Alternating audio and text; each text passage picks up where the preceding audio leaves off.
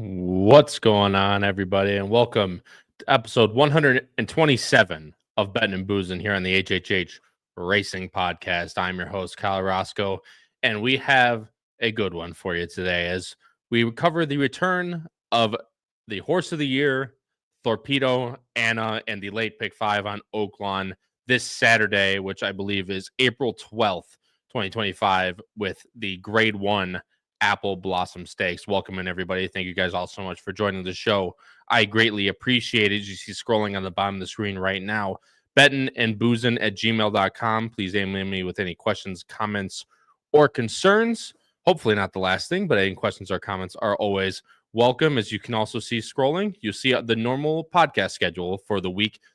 Any normal given week. On Monday, intermittent Mondays, it's at 8 p.m. Eastern. It's Horsin around. We actually had one yesterday with No Santa Anita Racing. Of course, Pacific Horseplayers, our normal show on Tuesday at 9:30 p.m. Eastern, was obviously off with no Santa Anita, no West Coast running at all. So they covered the Kentucky Derby preps, all of them, who did the best, who do they think in their mind did the worst. So after this podcast, if that sounds interesting to you, please go give it a watch. We would greatly appreciate it. Of course, every Wednesday here at 8 p.m. Eastern.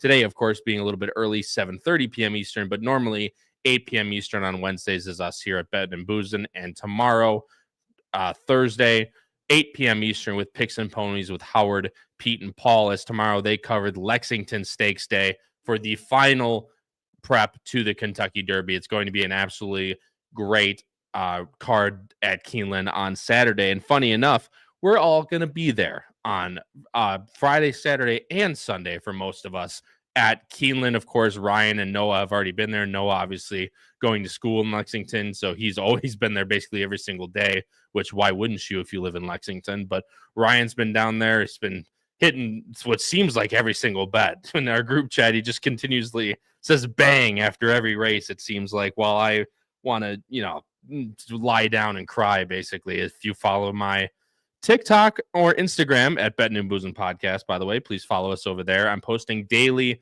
Keeneland updates and my horses to play. I have 9 horses so far. I have 4 seconds, 4 thirds, and a fourth. So I'm doing just about as well as you think I'm doing, but give us a follow over there if that sounds interesting to you as well. And of course, leading up to the Derby, we'll be posting a lot of short form content over there as well this weekend at Keeneland. So be on the lookout for that. Apple Podcast, Spotify, and Anchor, guys, where you can find every single episode posted here to the HHH Racing Podcast YouTube channel in audio form. So if that sounds interesting to you, please go give us a follow over there, Apple Podcast, Spotify, and Anchor. Of course, the Power Picks, guys, extremely affordable, extremely profitable as well. 822 total spot play since February of 2021.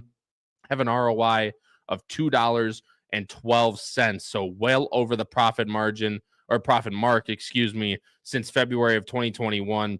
And they're only $4.99 a week. And that gives you 2 full tracks of price plays, spot plays, pick 5 grids, everything you need to be successful on any given Saturday. We here at the HHH Racing Podcast have you covered with the Power Picks. It's all done through Patreon. The link is in the description, or just go to patreon.com/HHH Racing Podcast for those. Still, Team HHH Power Picks are still available. If you go to hhhracingpodcast.com, which is our website, go to under the Power Picks tip sheet tab and click specialty Power Picks, and that'll lead you right to all the information you need. Team HHH still it covers.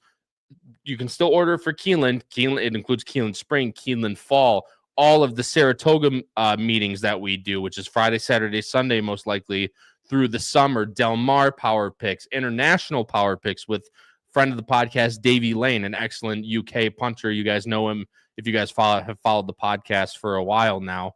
Also, it includes a ton of stuff. Go over to hhhracingpodcast.com if you want more information. Would highly, highly recommend it. It is very worth your time. Guys, we'll get right into it here. I'll bring on my co-host, then we'll get right into the chat, and then right into the picking. But of course, same crew as always. No one's abandoning us today. We have the 2 guys that make this show whole. Patrick Kunsel from the East Coast of New Jersey and from Ohio State University, Charlie Freeman. Gentlemen, how we doing? What is it, a whiteout tonight, Charlie? What we got going on here? Yeah, no, I guess so. No, Kyle, we have to give you some shit. I guess, maybe you're already in the Keeneland vacation mind because this might be the first before we even get into the racing host fail we've had on the show. Why would you do what I do now? I think you said that the main show. Oh, that's right. Yes, you're correct. That is my fault. My apologies. I am in the It's all right. You're doghouse. keeping people on their toes. Yeah, we're keeping people on their toes. I was going to say, correction, our Picks and Ponies show is tonight because, of course, like I said during the intro, we are traveling for Keeneland on this weekend, as I mentioned. So our Picks and Ponies show is tonight, 9 p.m. Eastern. My apologies. I messed up. And I trust me, I'm sure I'm going to hear all about it all weekend now, not to mention how bad I've been doing it at Keeneland already throughout this. Bombs away today, huh? Oh yeah, I mean, it's not even like I'm doing bad, dude. when I'm in the shitter, basically, for lack of a better term, and that 8 horse looked like there's no way they were catching that horse. And then Brittany Vandenberg and Chris Amy fly by me at the wire. Hey, hold on, I'm that's like, Gulfstream Legends, right? I'm there. like, are we serious, Arlington man? It is Arlington Legend. That's what I'm saying. Like, I can't believe it, dude. I'm so upset at Keeneland right now. But it's kind of like that meme where that goes around. It's F you and I'll see you tomorrow. It's kind of the way I feel right now. But Katie, of course, is here. Michael Austin is here. Terry Frank is here. Chris Couples is here. All the normal people. If you guys are new here or find yourself coming back in the regular, please go down to the bottom right-hand side of the screen, either on YouTube or on X, and comment in the live chat as we cover this card. We would love to hear all your opinions on, if you have them, on these last 5 races. But guys, like I said, we're going to cover the late pick 5 at Oaklawn on Saturday. And cheers to everyone out there. If you guys are having a beverage along with us, I'm having one tonight. I'm ready to go. We're in vacation mode, Pat, now. Exactly. So we're ready to kick it off here. But of course, if you guys are enjoying both parts of the Bettin and the Boozin, cheers to everyone out there. Guys, the late pick 5 on Saturday at Oaklawn Park starts in race number 8. And it starts with a really nice race, actually, in the Count Fleet Sprint Handicap. It is $500,000, 6 furlongs, of course, on the dirt at Oaklawn Park, as they do not have a turf course. Field of 7 draws in here, and as I'll bring up the Equibase right now. And we're not covering Gulfstream Park, so that means we have morning lines, everybody. What a life that is. That's a crazy thing. And funny enough, we get a 3 to 5 morning line off the bat with the very talented Booth, Eric Asmussen, Steve Asmussen, 3 to 5 on the morning line. Second choice is the Oaklawn Park favorite, Tejano Twist, for Brian Hernandez Jr. and Chris Hartman at 4 to 1. And third choice is the West Coast Invading Anarchist for Kyle Frey and Doug O'Neill. I'll bring up the picks on the screen right now, guys. Not surprising, all going with the 3 to 5 horse. And Pat, I'll be completely honest with everyone here. I've been wrong on this horse so many times, it feels like, and every single time I'm wrong on him. He wins with he won 107 last time. He got 100 last, but the time before that, trying to beat him at definitely last time in the Whitmore. I tried to beat him, didn't end up working out, as he just absolutely, that was during NHC time. So trying to find a price in that race to beat a heavy favorite didn't work out. And for us, obviously, as you see on the bottom of the screen, probably not going to work out again. Yeah, I found it funny. We were covering this race, I believe, back-to-back years now. We had this race last year when Skelly won. Skelly won it. And I had a note in here for Rivet, the 7. Just that I thought, this was going to be the next, the next coming out party pretty much for an Asmussen, 3 turning 4-year-old. And I thought that with Rivet. Well, this is your horse right here, Booth. Last 2 performances, wow, very, very impressive. He win this one. This will be Asmussen seeking, I think, his 4th consecutive Count Fleet, and extending a record for 7, which is just unbelievable. Boot's going to have it, I believe, his own way on the lead here. Rivet is not, I would think, going to go with Booth, because that just kind of be going against each other there. I'm not getting creative here, guys. I think Booth is really in a class of his own in this race, and do they point to what is that? The Churchill Downs Stakes on Derby Day? I mean, it would be a little bit of a quick turnaround, but Yeah. I mean, look at the last time they ran him. They ran him in the Commodore at Oaklawn, then they ran him in the Whitmore 3 weeks later, and look how well he ran there. So will be interesting to see what they do after this. Of course, we're not trying to completely write off everyone in this field, but it sure seems like Booth is above everyone else. Charlie, there's not too much else to touch on. I actually have a very interesting price underneath. I know you guys don't have them anywhere else, but Tejano Twist, again, there's not too much to say about these horses. A lot of them kind of run against each other in these types of sprint races at Oaklawn Park. Tejano Twist has been around the block more than once. He's never been out of the money in at Oaklawn Park, and it's probably if Rivet does end up going, but that was my thought, Pat, was their two Asmussens. I don't expect them to completely battle each other into submission. You know, they're playing Baffert mind games out there, is what you can say. But Charlie, Tejano Twist, again, not too much to say, but always comes with his run. Yeah, and I just think the reality is here, if you're going to try to beat this 3 Booth, I don't think you're going to do it on the lead. I think the only way it really works out is if there is a meltdown. And I agree with you, Kyle. I mean, I still have, Rivet in third because I just think there's enough, speed there, because I don't think they'll get in a speed duel, that I think they could even just try to get to the lead and set reasonable fractions, and then Rivet can at least hang on for a piece. That being said, the horse you went with your long shot certainly still has some speed. There's going to be some other, the ship in from California, I'm sure will show speed. I think naturally I know we say this and sometimes it just doesn't happen, but I just can't see for a horse who's speed at 3 to 5 that the whole field just lets that horse go. So my thought with Tejano Twist is if there is someone that could beat it, obviously you have to look here. He's so proven and consistent. And again, I just think when you know that the overwhelming favorite's a speed horse, your only real option to play against that is to look for a polar opposite horse. So I think Tejano Twist is the only other one who really has a shot. And then I'll briefly touch on Rivet before you go into your horse, Kyle, because I know I'm the only one with Rivet. Again, here, I'm just making on, there is some back form. As you touched on, there were some wonders if this was going to be the Asmussen to kind of take that step forward. And, did have some nice efforts in, early and mid 2024. And then obviously was pretty awful off the layoff. But that being said, in each start since returning, second time off layoff, then third time off layoff, we talk about this, how they just need a few starts off those big layoffs to get going. And Rivet is getting better. Now, again, I know is obviously not at the hundreds of Booth, but I don't think it's impossible for this horse to grab a piece. No, it's not impossible, especially if they play, Baffert type games up front where they try to not go fast, slow it down, and these two can, run 1-2, 1-3. Exactly. But I just don't think Rivet's the same horse he used to be. And I think that's just based it's just as easy as I can put it. Obviously, he ran very well in the Whitmore last year. I guess the one thing you can say about Booth is the last 2 times he's had completely uncontested leads up front. But again, the problem is the only horse that can press him in this race, at least from what I see, is Rivet. And it's Asmussen. It's Asmussen. There's 4 of them. There's Keith, there's Eric, there's Steve on both, obviously training both of them. So what you're saying is the best bet is we need a family beef that causes the jockeys to not follow the instructions and just start getting too competitive. And trust me, people tried to do that with your Ortiz brothers, and it doesn't work out there. So I don't think it's going to happen here. Again, I've seen dumber things happen, I guess I will say, but I can't see it in a race like this. But Rivet could have a chance at least to count getting the money. I definitely won't deny you there. Devil's Tower, guys, this is the Arlington legend horse right here, basically. You have Arrieta, Armando Hernandez, who came in later to Arlington, was fantastic down there, and Antonio Donato, who is a very prolific owner in the Midwest, especially at Arlington Park.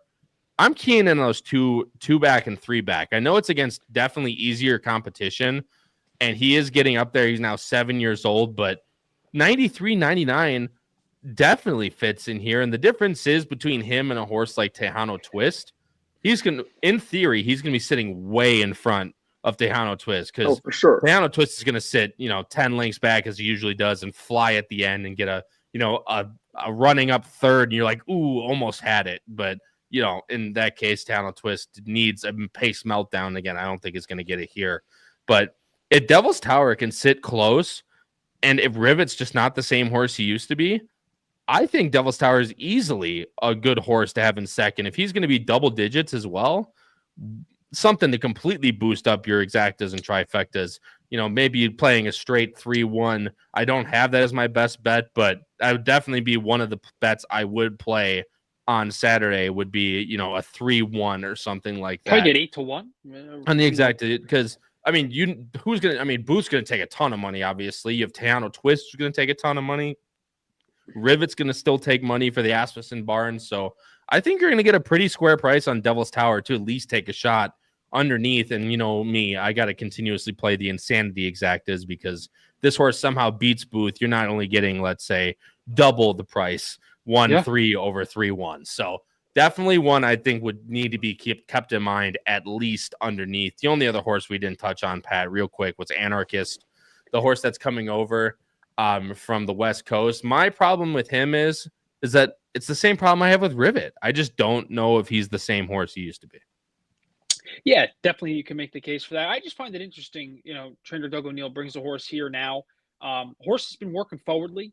So I do think it's going to be interesting to see. This horse could go try and press the pace here. So I think that is of note. And I look back at some numbers. I mean, this horse is running. I know we're going back to 23, but this horse was running really, really well. Yeah, against some stiff competition. So I'm hoping for some, back form in here, and hopefully, Anarchist can get hit the board.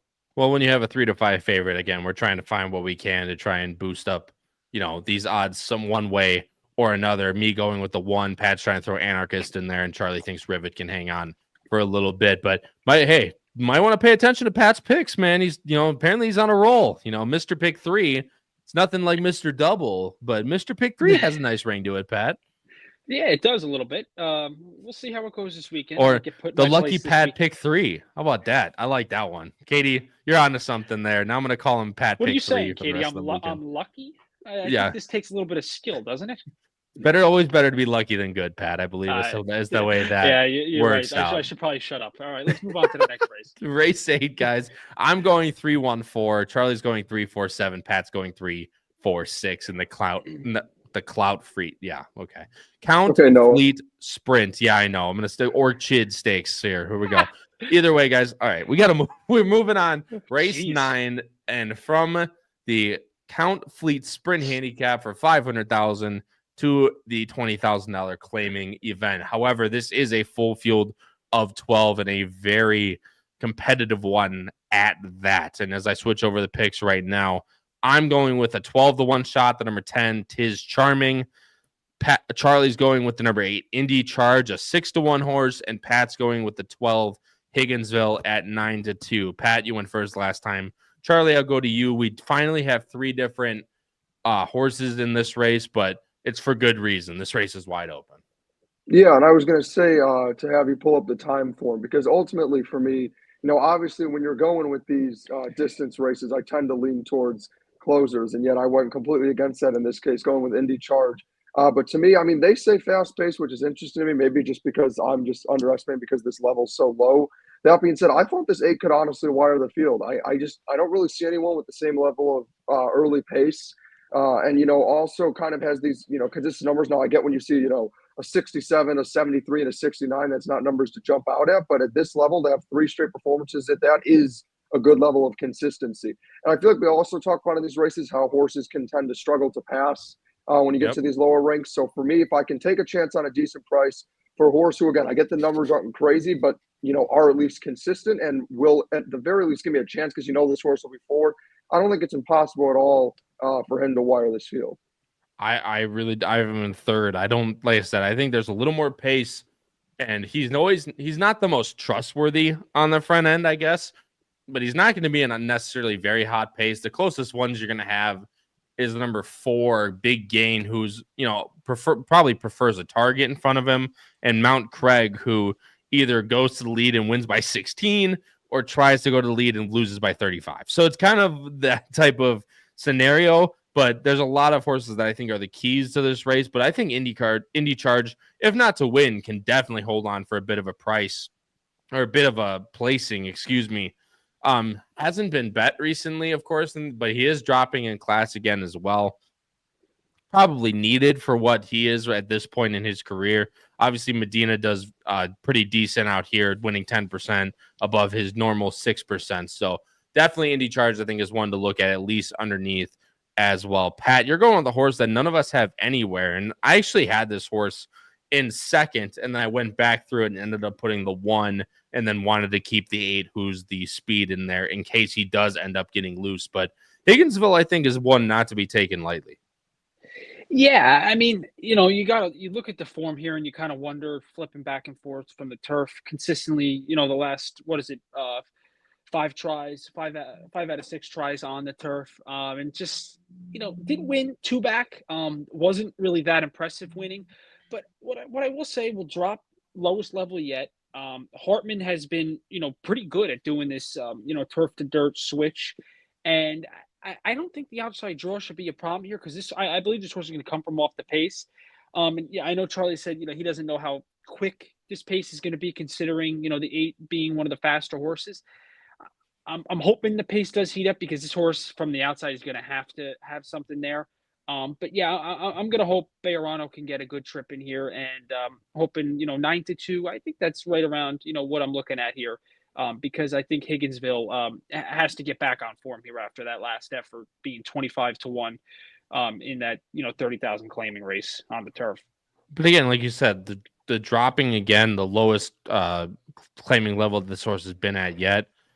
And this horse is very versatile. Has run very good numbers on the turf. Has run very good numbers on the dirt as well. Either and not even in all off the turf races. If you go back to like early summer, late spring last year, he was in maiden 50s, which is definitely better than this field, running 72s on the dirt. So this is a horse that can definitely at least get in the money again. I feel like I'm going to say this for a lot of horses in this race, but this is another one that could easily sneak in the money, if not even vie for the win end. And obviously 9-2 on the morning line definitely is believable. I'm going with Tiz Charming, guys. And I know the figures are a little bit slow, but with this type of these types of fields, first time off the claiming for Asmussen. I better hope Asmussen has a good day on Saturday at this point.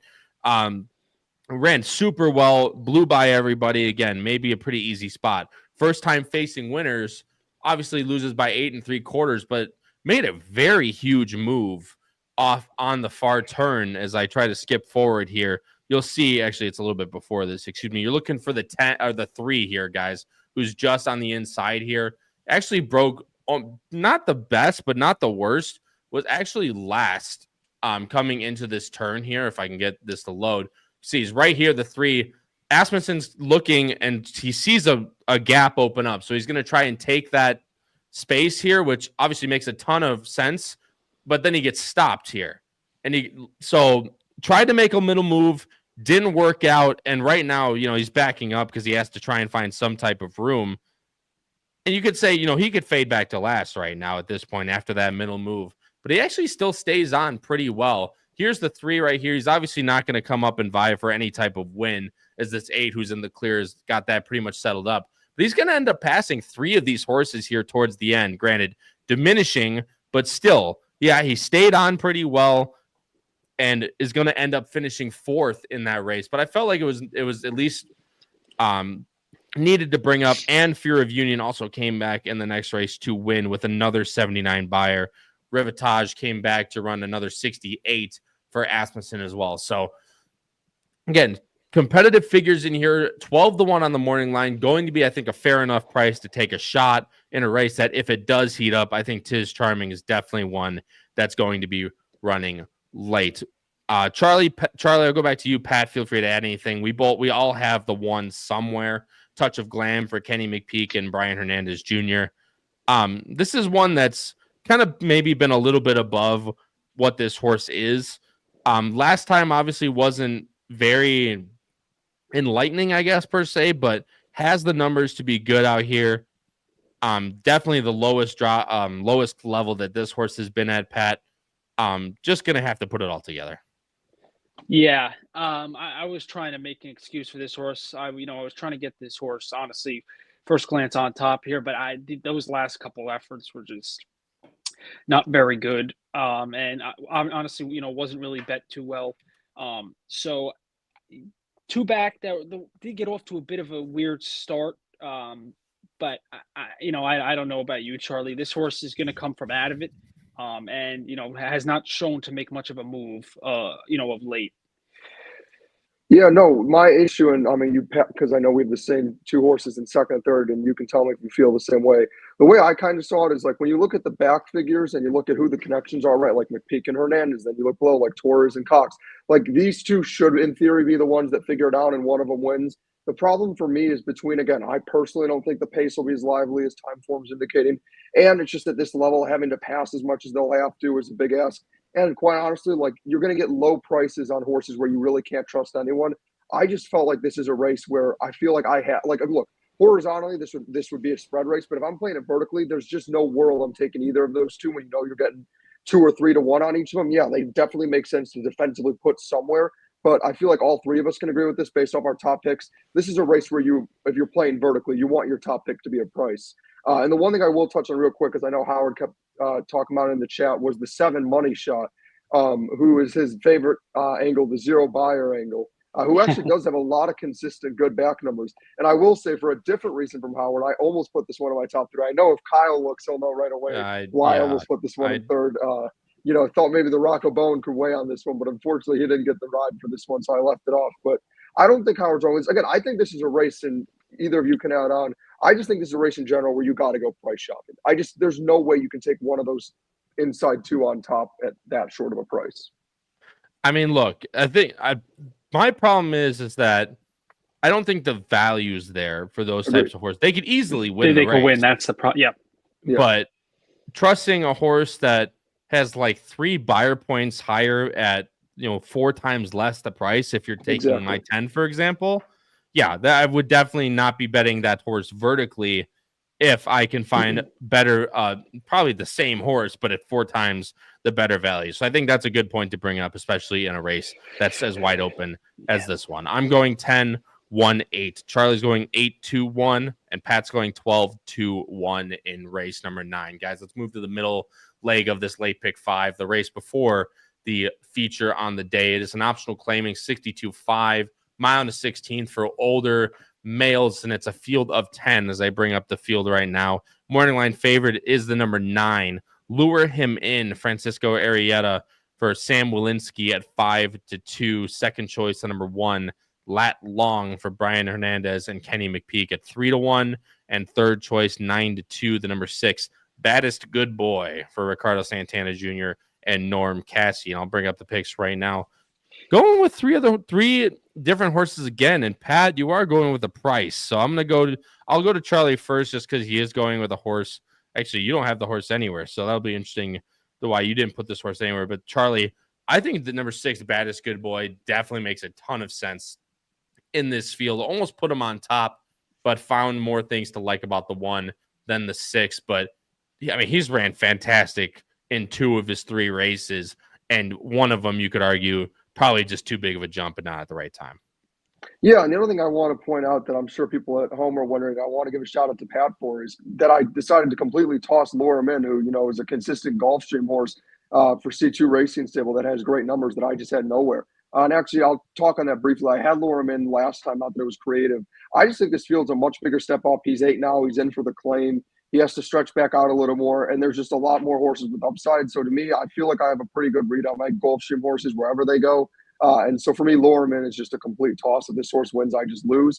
But yeah, going to the 6, kind of the complete opposite of Lorem In for why I like this horse. Like you said, he's only had 3 starts. He's a young horse to put in blinkers on. Had that decent debut at 8-1, then gets bet down after being 8-1, taking that step up to that allowance N1X race, and gets bet down to, second choice at 2-1 and runs a 98 buyer. And then after that, they have enough confidence to say, what the heck? After that, why not give it a shot and take a huge step up into a grade 3 that just doesn't work out? Gets much needed class relief. And again, look, I think this horse could eventually get back to grade 3. It's just, again, when you run that big of a number, how do you not try to take a chance there? And even took decent money at 9-1, knowing how big of a step up it is, which I think is just another good sign. Again, I like the blinkers on. I think there's a bunch of room for improvement. And I think he can be versatile and sort of work out the right trip where he can just sit a close enough stalking trip that he'll always be close enough where if they're going too fast to take advantage, if they're going too slow, he won't be too far back. I don't think I'll get anywhere near 9-2 just because those buyers that people will see. But yeah, I really like the 6 Baddest Good Boy here in this spot. I'm curious what you think, Kyle, because I know you have him in second. I mean, I couldn't agree with you more. And the other thing I'd like about him is that I don't know if you said this or not, but I don't think he needs the lead at all. And this race looks like there's a pretty decent amount of pace in here with the number 4, Awesome Aaron in here for Norm Casting, Christian Torres, and with the 7 just to his outside in Unload for Windshell Thoroughbred. So I think there's plenty of speed. I think he's going to sit somewhere ahead of my top pick, which is the 1 Lat Long. And probably will come with a really good run. Just a matter of can he bounce back after that disappointing Razorback handicap. And if you're just taking it as a toss race, he absolutely can go back to that. So I think he's probably one of your biggest win contenders in this field. Pat, you're going with the 3 though, and it's a horse I probably looked over a little bit. But record point for Chris Hartman, Rafael Bejarano, I believe it was 12-1. Yeah. I have my I always handicap with the morning lines off, so just a little tidbit for everyone out there, I guess. But I turned it back on 12-1 on the morning line, Pat, and this horse runs back to last summer. He absolutely fits. Yeah, the consistency hasn't been there with this horse since last summer, like you said, Kyle. And I'm going to hope, that last race, off a layoff, going a sprinting distance, it was just weird. But the horse was moving well in the stretch and, moving pretty well after the wire. So I'm hoping, can get back to a distance, that the horse has run at and done decent at running in. And can, obviously he's going to have to step up here, but I think Hartman will be able to do that with this horse.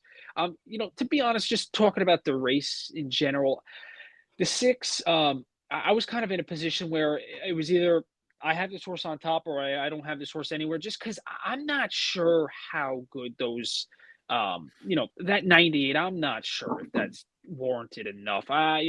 We'll see how good Lat Long is. I obviously have that horse in third, but can obviously win. But I'm not going to take the horse at that price. But I know you guys, Kyle, you want to talk about the 1 Lat Long, who, I mean, we can go back in time, and this horse, was on a pretty nice trail. Yeah, well, and I'll tell you what, the reason I kind of looked over this horse, of course, record point. Ran against, you can see Extra Anejo in there. Higgins Boat is in there. Obviously, that was on the turf, but he ran some really, really good numbers. Only lost by 2 last year to Alexander Helios, who, of course, came back to win that aforementioned Razorback handicap right here. So, obviously, very good company that this horse has held and absolutely has numbers here. If he's going to sit right in behind a hot pace, second off the layoff pad as well at 5 years old.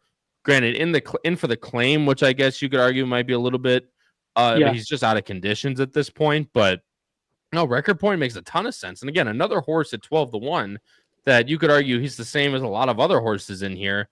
And, what's the point of taking a 3-1 shot like I'm taking instead of a 12-1 when in theory he's going to be one of the, close to the same horse. But Lat Long, guys, that race last time instilled a lot of confidence back in me about this horse. The one thing I will push on, and Pat might be, correct in here, you can see Lat Long's been that kind of mid-80s buyer type horse. Then he runs in that allowance race with Baddest Good Boy, gets a 95, and that's where Baddest Good Boy's 98 comes from that Pat touched on. And then he goes back, to his type of 81, 80, mid-80s type horse. But now at 4, this is going to be, 5th time coming back after that long layoff from Churchill to Oaklawn. But that last race, guys, I thought was very, very impressive, at least visually, striding away, powerful. And if he's going to get pace to run into here and not be 8 3/4 back, Julian Leperoux, I think he's going to have a ton of chance in this race, especially with the setup that he's going to get. I just think he's getting better at this point in his career. Again, I could be wrong, could just run another mid-80s and run a good third. It won't be the first time I'm wrong this week, that's for sure. But I really, really like Lat Long, and from the rail, I think he's going to get a really nice trip in this spot. Also, 5 for 5 at Oaklawn in the money, 2 for 5 on the win end if you're a horse for course person. Guys, just a couple more, then we'll move on. Actually, last horse we'll talk about, and then we'll move on. Number 4, Awesome Aaron. Charlie, I'll let you touch on real quick But this is another speed horse that looks to be part of that duel, as I mentioned earlier, though they are taking the blinkers off. So could be a sign for things to come, but most likely this horse is only one way. Yeah, no, I expect this one forward. I did actually like the blinkers off, though, because that makes me think that they're at least open to the opportunity where if it is too crazy of a pace, at least he could be maybe right behind the leaders. To be honest with you, Kyle, I feel like as someone who also had the one in there, I know Pat did too, and having that one in third, I feel like I've kind of talked myself into now being 6-1-4 because of the pace setup and thinking I'd probably pay, because I think it'll pay well too, a nice little 6-1-1, 6 exact to kind of just hope it comes in one way or the other and use this 6. But yeah, I think Awesome Aaron still fits. Obviously ran that 92 last time and lost to a really nice horse in Baton Rouge and just missed. Has been, again, I'm not a speed horse guy normally in these long races. I know I'm saying that as I've, now had one of my top 3 in back-to-back races. But again, like the thing where you have to respect is, look, if they're able to stay on consistently when they're going to this long distance, you have to respect it. And you look 2 back that despite that decent pace they set, was still able to stay on for a piece. Last time, despite setting crazy fractions, stayed on for a piece. So I certainly think this one fits, but I also will say, like, I think 5-1 value for getting a piece is not amazing. But I still think, could certainly get top 3 here. I completely get it. And if out of the 2 speeds, I think this is definitely the one I'd rather have than the 7, who's very hard to trust and probably not near the same horse he used to be. That 92 was very good, losing to Baton Rouge, who's a nice horse down in Arkansas. Just a matter of with the setup that he's going to get, can he hold off horses like the ones we've talked about? Probably not, but I think definitely might be able to instill a little bit of confidence that he can hang on at least for a piece, as both of you have mentioned. But guys, we'll move on to the feature, which we could probably talk about for 40 seconds, but we'll give it its due diligence. I'm going 1-6-9 in race number 10. Charlie's going 6-4-1. Pat's going 3-4-1 again in race 10. Moving on to the Grade 1 Apple Blossom, which of course is the feature on the card. And guys, I'm gonna be completely honest with you. This should come to no shock to everyone. We all have Torpedo on top, and we all have the same top 3. This is not creative by any means at all. It's probably going to be the top 3 choices in the race. The problem is there's a couple horses in here that probably have no business being in this race, which of course is kind of sad to say, but look, it's $1.3 million and there's only 7 horses. So to cash a check, you only got to be 2. So, to pick your poison, guys, I'll show, of course, the morning lines and stuff like that from Equibase, the Apple Blossom handicap.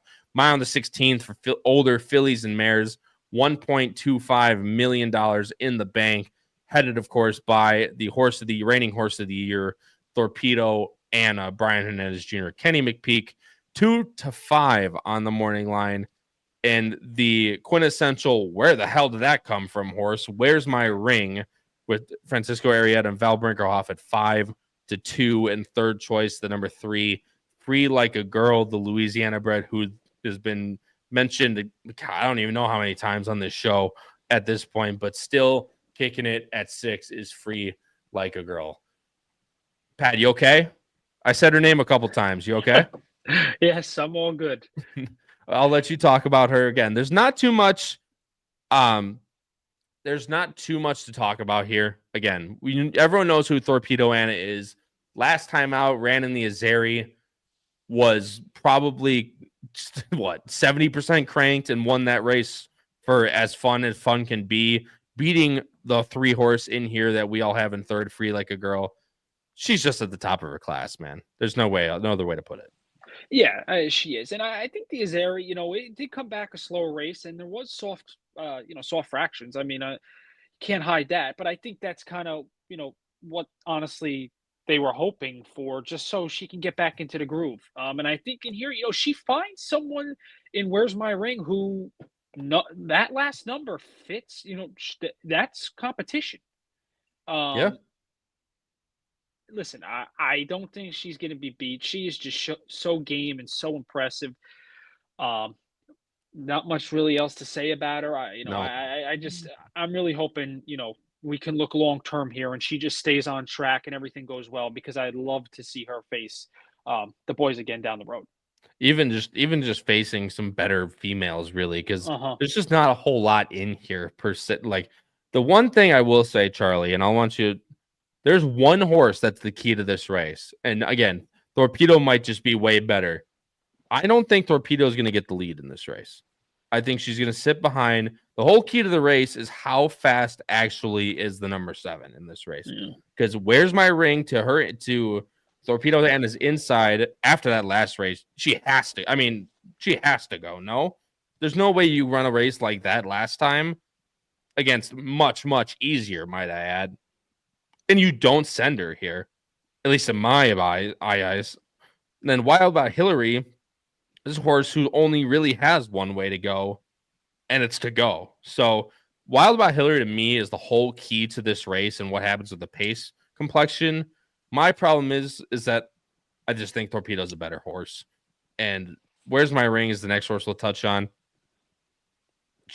Where the fuck did that come from last time? I mean, she jumped by 10 points since she was running early spring last year on time form. She's jumped 13 points from her best race in the Gazelle.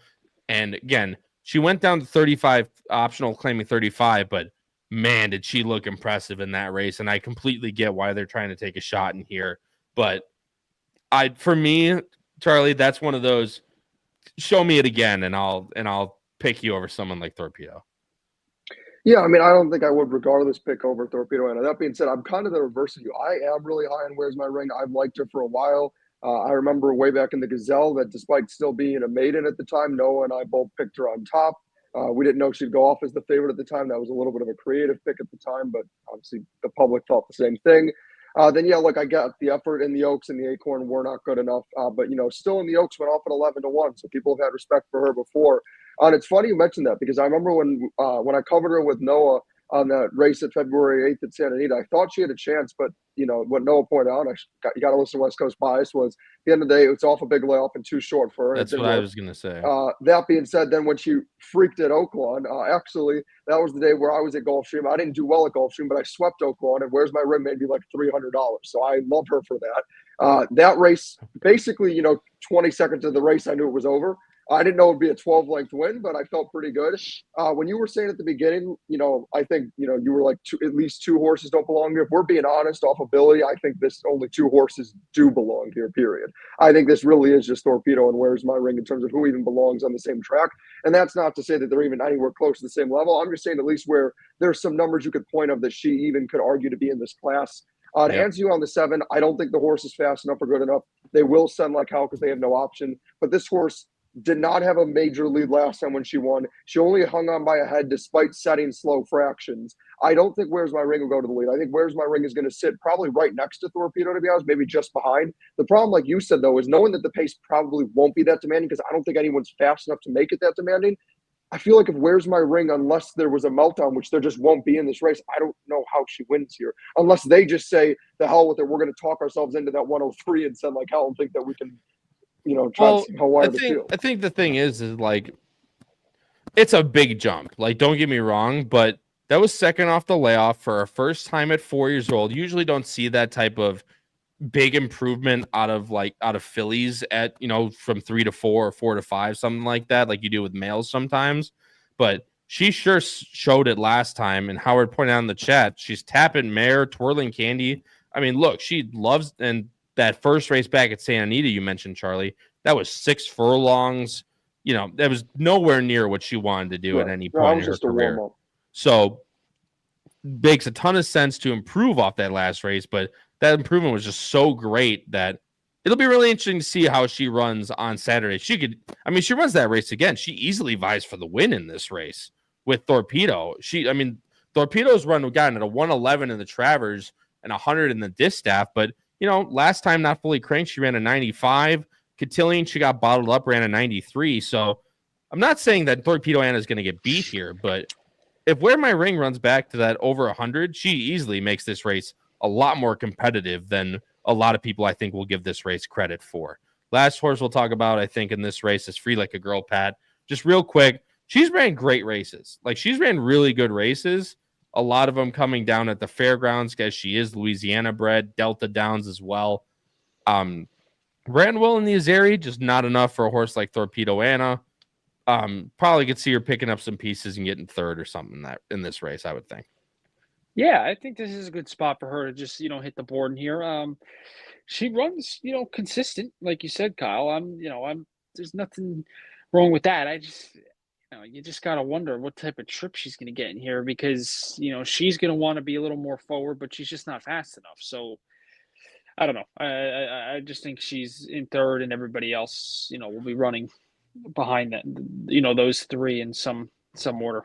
I think old Pixel Face there below me said it best. It's kind of a 2-horse race, and like I said, a lot of the other ones are like Neon Beach is in this race, which I don't know why this horse is running on dirt. This horse really has never liked dirt, and her best running on dirt is a 77, I believe, or an 82, excuse me, in the Martha Washington.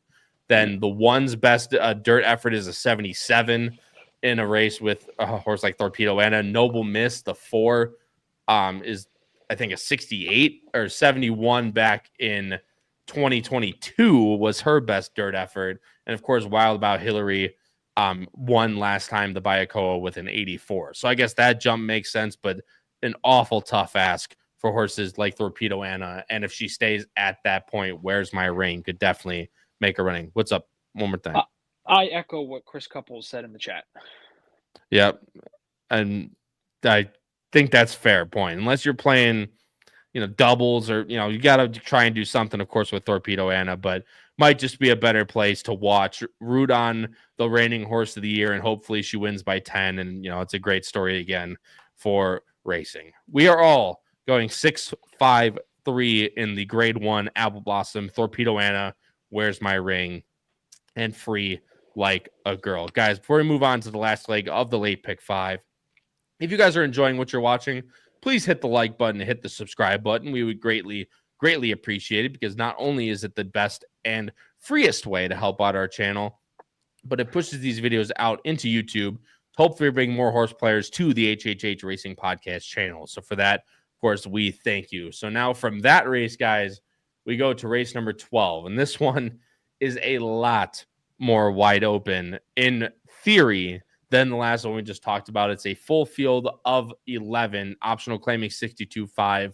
for older fillies and mares going 6 furlongs. Morning line favorite is the number 1, the Iowa bred Demi Danu for Francisco Arrieta at 5-2. Second choice is Gloriette for Tyler Bacon at 7-2, and that's the third choice. The second choice is Itzel, the Texas bred for Christian Torres at 3-1. Gloriette is the third choice at 7-2. And gentlemen, we're all agreeing with the third choice here. How about that? Number 2, Gloriette, coming off a little bit of a disappointing loss, I'd say, last time out to the number 1 in this race. But if she runs back to any other numbers in here and gets the setup, I think it shows on the time form here. They show a very fast pace, should sit a really nice in behind Trip Charlie. And based on numbers in the field, she looks the best. So if we get third choice, that would be what looks like on paper a gift. Yeah, there's no world that happens. I think it's very interesting that a horse who was 21-1 running against this horse who was 40 cents on the dollar is mysteriously now going to be 7-2 and the other one 5-2.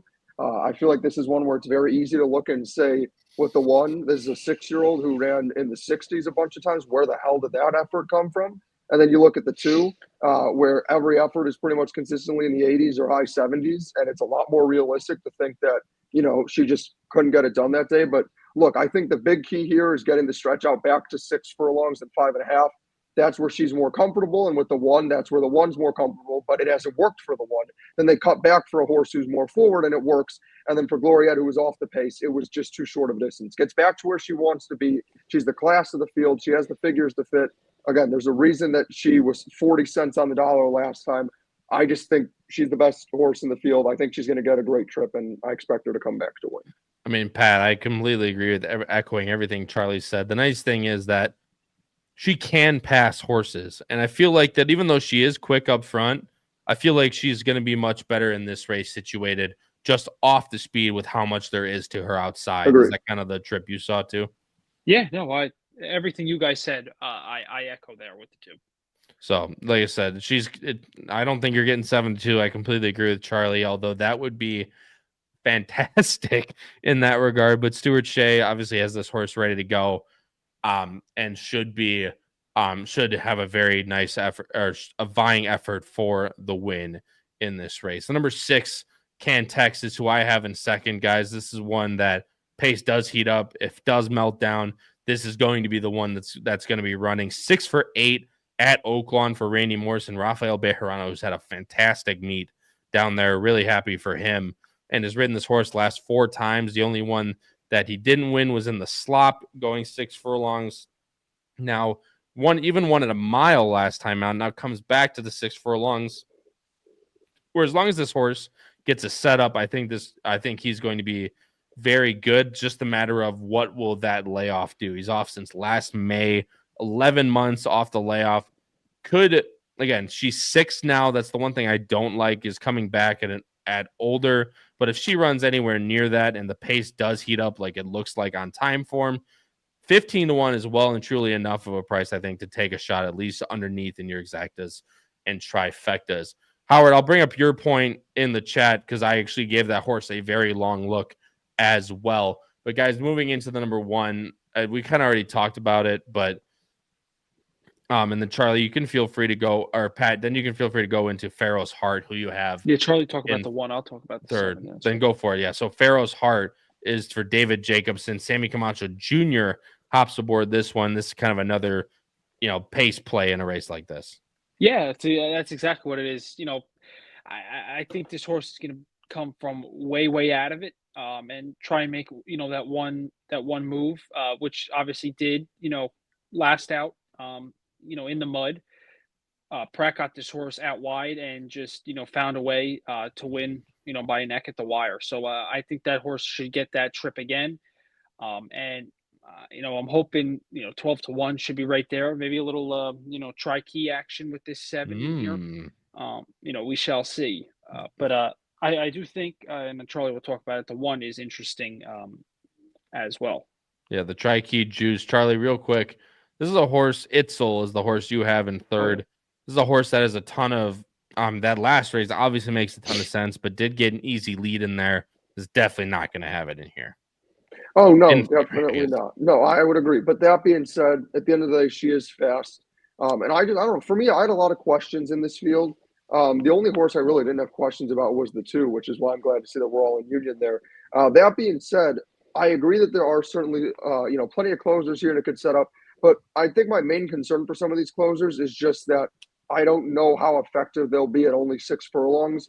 The main closers that stood out to me, I just feel like might need a little bit longer than this, and where even if it's a setup, I think they can get up for a piece, but I still don't know if they can truly win. I will say the one concern with me with the 5 and the 1, even though I think they're both fast and it makes sense, is also the 5 kind of like the 1 just kind of had that 85 come out of nowhere, and you're like, where did that come from? Now, the flip side where I think the 5 has a little more upside than the 1 at least is, was a turf horse exclusively. Now has gone to the dirt, and each dirt effort has gotten better and better. So maybe that's just what it is she's just figuring out the dirt. So she makes sense. I don't like the price, though, at 3-1. To be honest, this would be a race for me where I would just bet the 2 and just forget it and move on with this race and just hope that I somehow foolishly get a price that's anywhere near 7-2, even though I know I won't. Well, Charlie, I'll tell you what, if it's not the 2, it could be a lot of horses in here. We Agreed. said That's a lot how I see it as well. Last week. So, I mean, there's a ton of other horses in here. Marisol Sugar is a horse that Howard brought up. So looked very carefully at the bomb. That's all I'll say. The number 3, Marisol Sugar. This is a horse I gave a lot of look to just based off this race at Ellis Park. My problem is that the 1 number kind of just sticks out. And other than that, she's kind of the high 60s, low 70s type horse. And if the number 2 runs back to anything that she's run the last 2, she's just not good enough. She's going to have to improve.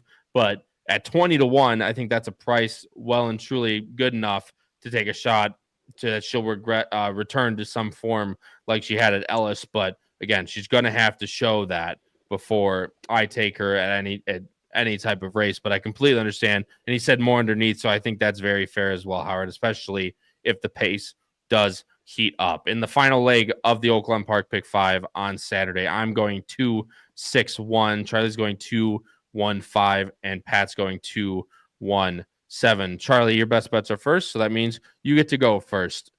You have a race number and double, and starting in race number 8. That is 3-4 with 8. That is, of course, Booth and including Tejano Twist in there, just in case it does blow up, and singling the number 4 or the 8, excuse me, the number 8 Indy Charge, who you had on top there. And then you wanted to change one of your best bets, right? I'll just throw in it as the third one. Yeah, I was just going to say that 6 Baddest Good Boy at 9-2. I honestly forgot that he was that big of a price. I fully expected it to be like 3-1, where it's not enough value. But for me, if you're getting at least 7-2, 4-1, I'd throw that in as the best bet. But yeah, what I'm doing here, honestly, is again, since I'm getting the 8, who I think you'll get 6-1 on, it's enough of a price that honestly, even with a 3-5 horse, that double would pay enough. And then if there is a meltdown, doing a smaller double with Tano Twist. And then, yeah, we already talked about Gloriette, so I won't go much into it. I just think the form on this 2 is much better than anyone else in that field. Completely agree with you. And obviously, you'll see when we get to mine, you'll see I agree even more with you. So good luck, Charlie, with your best bets, which is, of course, race 8 double, 3-4 with 8, race 12 a win in the number 2 Gloriette. And as he threw in a little bit of a bonus there, because Charlie likes to, be above everybody, everyone else on the screen. He has a win bet on the number 6 in race number 10, who's Baddest Good Boy. Patrick, moving on to you. Another double starting race 8, but you are singling Booth, and you're going with the 12 Higginsville in that race. That is a horse you talked about at length. And then race number 10, which is actually the race after that. So you could even play it as a pick 3 if you wanted to, going with your long shot pick, the number 3 Record Point. Yeah, I think, I could find some value there with that double. I'm hoping, maybe get around 10-1 on that double with Higginsville in there. And then, obviously starting with Booth. And then in race 10, Record Point, I think that horse, I'm going to get all of 12-1 in there. So, win place on that horse, and maybe in some, key in second and third. So I think that's a very interesting race.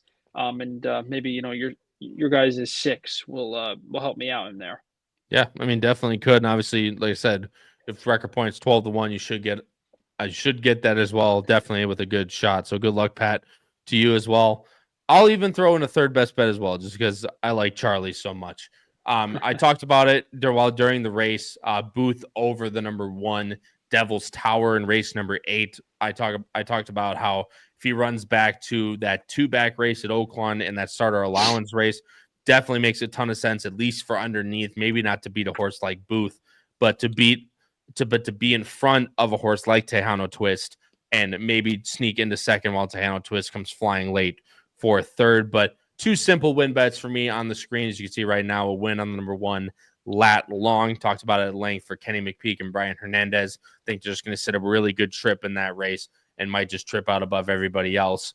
And a win on number 2 Gloriette. I don't need to touch on it any more than we already did. Charlie also touched on her again as well. Makes a ton of sense. And if you get anywhere, I mean, we're not going to, but if you get anywhere near that 7-2, that is definitely worth a play in my mind. But gentlemen, everyone on this screen is going to be at Keeneland this weekend. Some for other motives than others. Crownsway has a horse, Minnesota Money, running in on Friday. So be sure to tune in for that. Charlie's big man Prater is running in the Lexington, of course, for all the spots in the Derby that are definitely available for that horse. But no, we've moved on to the Preakness. It's okay. Yeah, we're moved on already. I talked to my connections. Yeah, hold on here. Yeah, let me check my connections. It's on speed dial. But either way, guys, we're all going to be I'm going to be in Pat, you as well, Charlie, and then Charlie, you're going to be Saturday, Sunday, right? You're not going to be there Friday? I'm going to get there Friday. I'm going to be there just in time for the first race. Oh, what a life we live, ladies and gentlemen. All of us are going to be there, including with a bunch of the other podcast co-hosts, Friday, Saturday, Sunday at Keeneland. So if you guys are there, please come on by. Would love to have a beverage with you or something like that. And just feel free to DM me on Twitter at APRoscoeK if you guys are coming out. Again, would love to meet up with you guys. But it's been an absolutely fantastic show. Thank you to all who have been watching, all in the live chat. Greatly appreciate all your guys' support and interactivity. You guys make the show what it is. But for my co-hosts, Patrick Kunsel and Charlie Freeman, this has been your host, Kyle Roscoe, in episode 127 of Bettin N Boozin here on the HHH Racing Podcast, covering the Apple Blossom Day Late Pick 5 at Oaklawn for April 12th, 2025. And until next time, everybody, crush those bets, win those photos, and stay safe, everyone. We'll see you in the next one. Have a good night.